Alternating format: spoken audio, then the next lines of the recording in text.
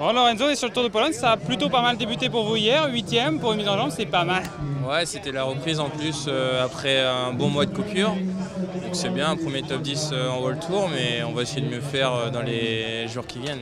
Bon, il était ce sprint particulier avec tous ces virages, notamment le dernier. Ouais, et avec le passage de pavé à 1 km 500 de la ligne, ouais, c'était pas évident. Et aussi avec le virage à 100 mètres de la ligne, c'était spécial, très technique. Comment vous la vivez cette saison? Il y a déjà une victoire avec la Route Tourangelle. C'est plutôt bien pour un début. Ouais, c'est sûr, c'est plutôt bien, mais après quand on est sprinter, on veut toujours gagner, donc je vais pas me plaindre, mais là on commence les choses sérieuses. Là je fais le Tour de Pologne, après je serai normalement sur la Vuelta, donc on commence tout doucement à se projeter vers l'avenir pour les sprints en World Tour. Donc pour l'instant je suis dans les temps. Ouais.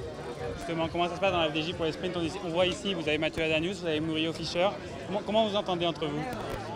C'est les premières courses on commence à mettre des choses en place et il faut trouver des automatismes. Après, Mathieu, lui, il a travaillé avec Arnaud, tout ça. Donc là, on commence à prendre des automatismes, on va dire, pour l'avenir. Ouais. Pour les sprinters, il y a aujourd'hui, il y aura demain encore, peut-être après-demain, même si c'est un peu plus dur.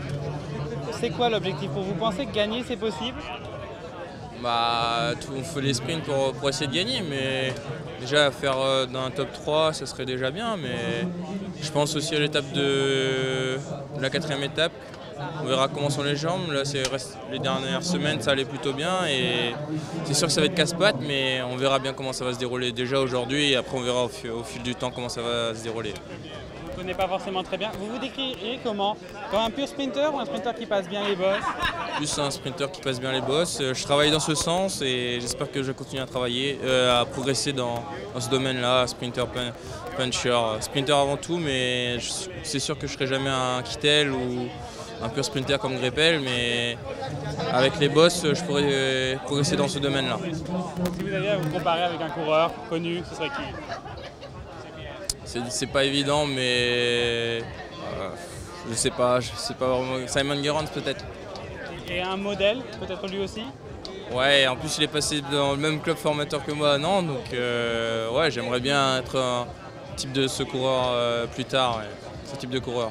Vous avez dit que vous préparez la Vuelta, vous allez faire quoi après la Pologne? 10 jours, je rentrerai récupérer un peu et après Vuelta directement. Ouais.